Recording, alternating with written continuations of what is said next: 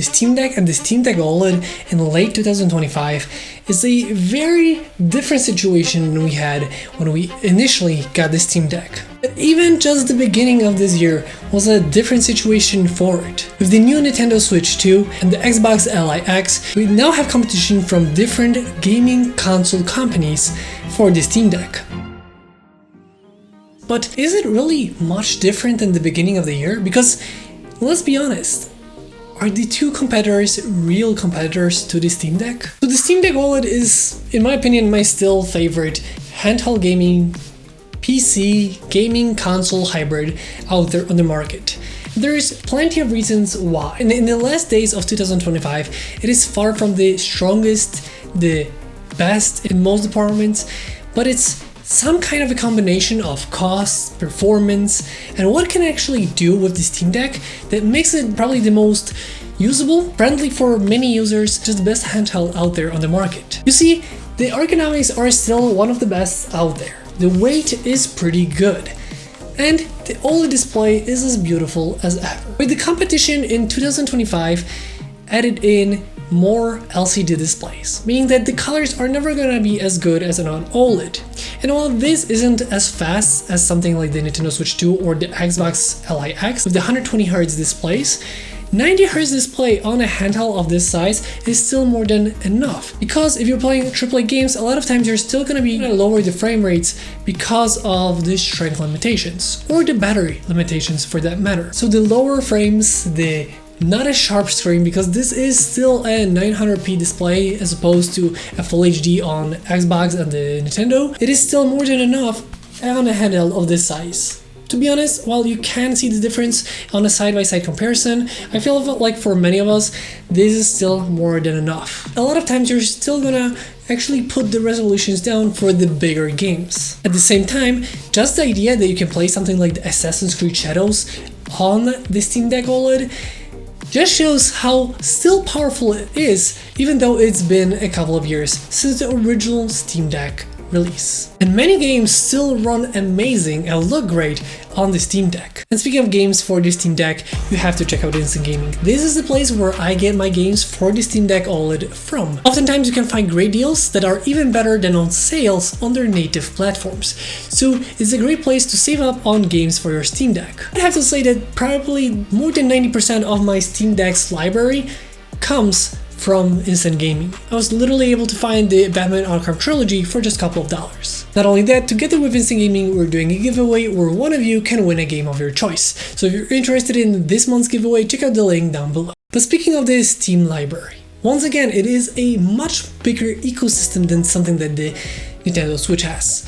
I know that the Xbox Li X has that benefit of having different stores natively built into it because it's a Windows-based PC, and the way it's made, it is a much better experience, much more something like the SteamOS. I still feel like the SteamOS is a nice blend of PC and gaming and making it feel like a gaming console. So in my opinion, it's still super intuitive to use. I still feel like it's the most coziest, and at the same time I feel like the benefit over something like Nintendo Switch is the games that you have for it.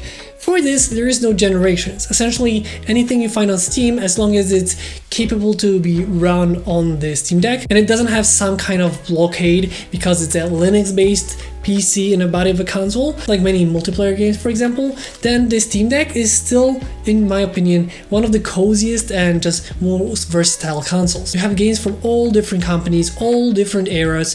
If you want a game that was like 10 years ago that maybe isn't available on the new Nintendo Switch 2, you're out of luck on that, but not on the Steam Deck, because you can find games from different eras on the Steam store, making this just having a huge library at the palm of your hand.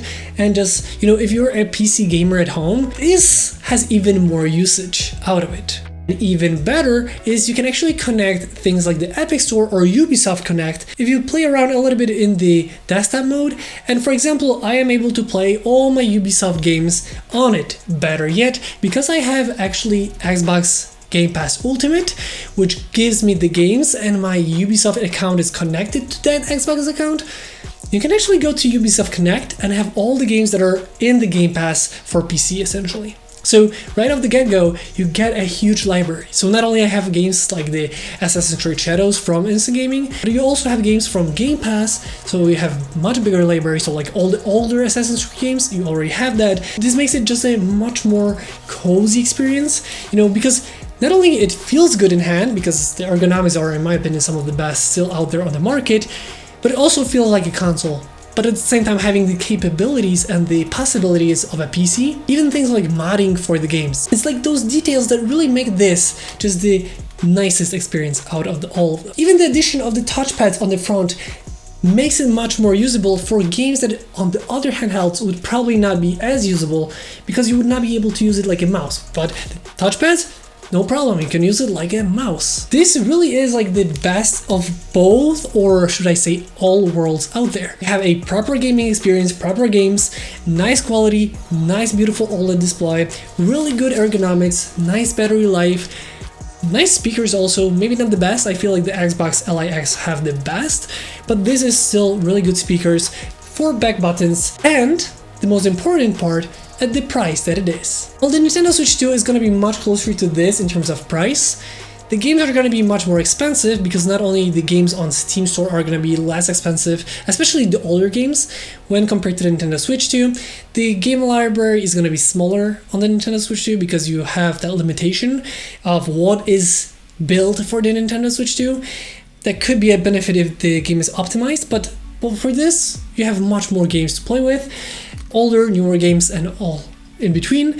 Not only that, the games are going to be cheaper, because not only they're cheaper on the Steam Store, but also you can find games on Instant Gaming, for example, where you have even better deals. The price of the handheld in that regard is not far from it. So it's not like you have to pay much more to get even better experience. So in that regard is great, because if you look at something that potentially has more power, something that has more accessibility for different stores, has even better ergonomics in my opinion, well, the Xbox LIX costs way more than the Steam Deck. You could literally get like a PS5 and the Steam Deck at the price of that Xbox LIX, which I found fantastic. It was a great console to try out, but in my opinion, it just doesn't make sense to spend so much on an Xbox LIX when you can get this and a PS5 at the same price. So in my opinion, this is like the sweet spot of portability, great games, comfortability, battery, good screen, everything is pretty much at a nice baseline that it's still making this a solid buy in late 2025. And by the way that Valve actually is, you know, updating this, how they speak about this, how they are creating new Steam Decks, you don't really see that, oh, it's going to be another model in next year. So it's really still, in my opinion, one of the best you can get out there on the market. If I was to point at one handheld that has a lot of games, that is not overly too pricey, that I think many would really like, this is probably the best one out there on the market. But let me know in the comment section down below, what do you think about this Steam Deck? Is it your favorite? Do you still think that it's good enough in late 2025, or should I say in early 2026, as we are heading into 2026 in just a couple of days at this point? What do you think about this coming into the next year? Please share your thoughts in the comment section down below. I'm looking forward to seeing what you guys think. With that being said, I hope you guys enjoyed this video. If you did, don't forget to like, comment, and subscribe. I hope you guys enjoyed this video once again, and I'll see you next time.